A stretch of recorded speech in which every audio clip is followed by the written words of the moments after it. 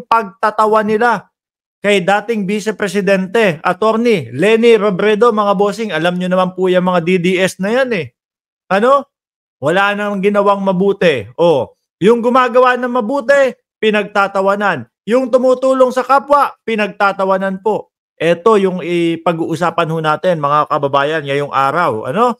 Sabi dito, sa news ng News 5 Everywhere, dating Vice Presidente Leni Robredo nagsalita ukol sa paglusong sa baha. So ngayon, mga bossing, ibababa ko na lang yan. Pero maririnig nyo po yung mismong balita na yan, no, sa background natin. Saka tayo magkomento, mga bossing. O, game! Banat! Eksklusibo namang nakapanayam ng News 5 si dating Vice President Leni Robredo tungkol sa sitwasyon sa Naga City. Ayon kay Robredo, 8 barangay na lang ang binabantayan nila sa ngayon, nalubog pa rin sa baha. Biruin nyo po yan, ano? Yung pinagtatawanan nila, mga kababayan, merong 8 barangay na inaaruga po. Para saan? Para sa kaligtasan po nila, mga kababayan. Dahil po dito sa malakas na bagyong Christine. Tapos pagtatawanan ng mga DDS. Ang tanong natin, yung Vice Presidente nila, di ba? Natin, Pilipino tayong lahat. Hindi naman tayo kagaya ng mga iba-iba dyan, no? Lalo na yung mga DDS, "Hoy, presidente nyo, si Bongbong Marcos." Hindi namin presidente yan. Ano kayo, hindi Pilipino? Yung Vice Presidente natin, nasaan? Nandun sa kasal. Diba? Etong tao na ito, na tumutulong doon sa mga kalugar niya, doon sa Naga, nakuha niyong pagtawanan. Bakit? Dahil daw po lumulusong sa baha. Kailangan daw po kasi ng boto ni dating Vice Presidente Leni Robredo, mga kababayan, kaya ginagawa yon. Ako mga bossing, hindi ako kumbaga hindi po ako kakamping, pero na-appreciate ko po yung pagtulong na ginagawa po ni Attorney Leni Robredo kesa naman diyan sa mga mambabash sa kanya, nambabash, kesyo, naku, namumuliti ka lang yan. Sandali lang, no?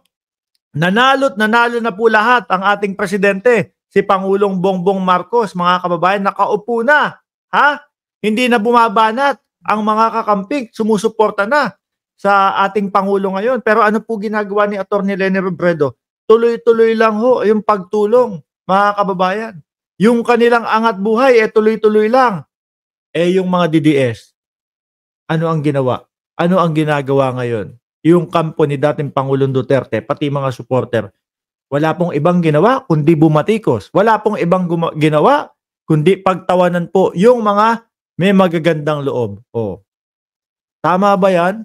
Di ho ba? Ituloy natin, mga bossing. Sa Lunes, posibleng simula na raw nila ang paglilinis. Tungkol naman sa nag-viral niyang larawan. Ayan Pagkatapos ng unos, kasama pa din silang maglilinis, mga bossing. Ako po, gagawin ko din yan doon sa mga kalugar ko. Kung ako yung nasa sitwasyon ni Attorney Leni Robredo, gagawin ko din yan. Iisipin nyo sa akin? Namumuliti ka ako? Uy, si Mark Ramos! Kasi ginagawa yung pagtulong na yan kasi namumuliti ka. Hindi naman ako Alam nyo po, hindi lahat ng tao kagaya nyo, no, na mga DDS. Hindi po lahat ng tao puro pakitang tao lang ang ginagawa. Meron po mga natitirang tao sa mundo, mga kababayan, na bukal po, no, sa kanilang puso ang pagtulong. Biruin mo, yung mga kabarangay mo, kanayon mo, kasyudad mo, makita mo, ganun, no? Inaanod ng baha, naghihirap dahil doon sa baha, tapos tutunga nga lang si Attorney Leni Robredo. Hindi.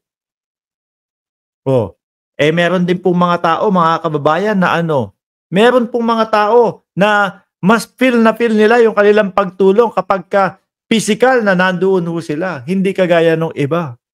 Diba? Hindi kagaya nung iba na 2 unos na po ang nangyari, 2 unos na po ang dumaan sa ating bayan. Pero mga bossing, parehas wala ata ang ating Vice Presidente. Parehas wala ang ating Vice Presidente. Ituloy ko mga kababayan. Na nakalusong siya sa baha. Ayun. Ayon sa dating Vice, nagkataon lang daw na may Ayan. No? Paano yung mga yan? Yung mga kasama ng ating Vice Presidente na nakalusong sa baha. Dating Vice Presidente, nakalusong sa baha, namumuliti ka din? Tumutulong sa kapwa, namumuliti ka din? Hindi naman mga magsisitakbo yan. Ulitin ko ha, mga DDS, hindi lahat ng tao sa mundong ibabaw ay katulad ninyo. Ano? Na hindi na nga nakakatulong, puro pamumulitika at puro pambabas pa ang ginagawa. Ituloy ko ha, mga bossing. Oh. Nag-post nito pero anya hindi na raw ito bago sa kanilang mga Bicolano. Kahit naman daw mga pribadong individual, ganito rin ang antas ng pagtulong. Oh. Alam niyo po mga bossing, alam niyo po mga kababayan, matagal ko nang nakikita si Atty. Leni Robredo dyan na ganyan po ang ginagawa. No? O yan, mga kabikol niya ang nagsasabi.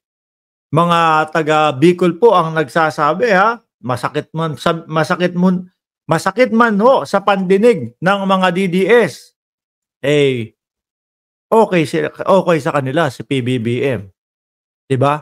Maagap ang responde ng team ni PBBM, no? Ng administrasyon ngayon, 'di ba? Hindi naman po natin ibinibintang o isinisisi doon sa mga nakaraang administrasyon kung bakit madami ang nategi nung panahon na sila ay nanunungkulan, no? At kapag sila ay humaharap doon sa mga kalamidad, kaya lang mas nauuna pa po silang bumatikos sa ating pangulo. Naiilan po. Hindi pa din tayo masaya na may 60 na nasawi. 'Di ba? Hindi pa din tayo masaya. Kaya lang mas konti yung bilang na sinamang palad kaysa po naman nung mga panahon nila. 500, 600 yung mga sinawing palad ho, mga kababayan. Tapos sasabihin nila, yung pangulo mo, si Marcos, hindi handa sa mga kalamidad. Pero kung makikita nyo po yung statistic, yung mga, yung mga dating presidente po, mas matataas pa po yung mga nasawi sa panahon ng sila po ay nanunungkulan, mga boss. Itutuloy ko ha. Pakinggan na lang po natin para hindi tayo makopyright. Tulong tuwing may kalamidad. Pero pag nakikita nila na yung leader nila nandyan, alam nila na government is working, kahit ka private. Ayan, sabi dito, pag nakikita nila yung leader nila na nandyan, alam nila that the government is working kahit mga private citizen. Parang sampal kay BP Sara yun Si BP Sara ayun, nandoon, nasa handaan, nandoon sa kasalan. Mas importante daw kasi. No? Mas importante daw po kasi kailangan nandun siya sa picture taking. Ako, naniniwala po ako dito kay Atty. Leni Robredo, mga bossing.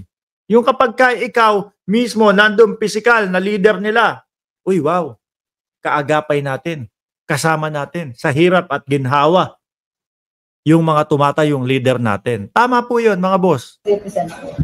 Pero alam nila na help is coming, hindi sila kailangan ng mangamba kasi yung tulong nandiyan.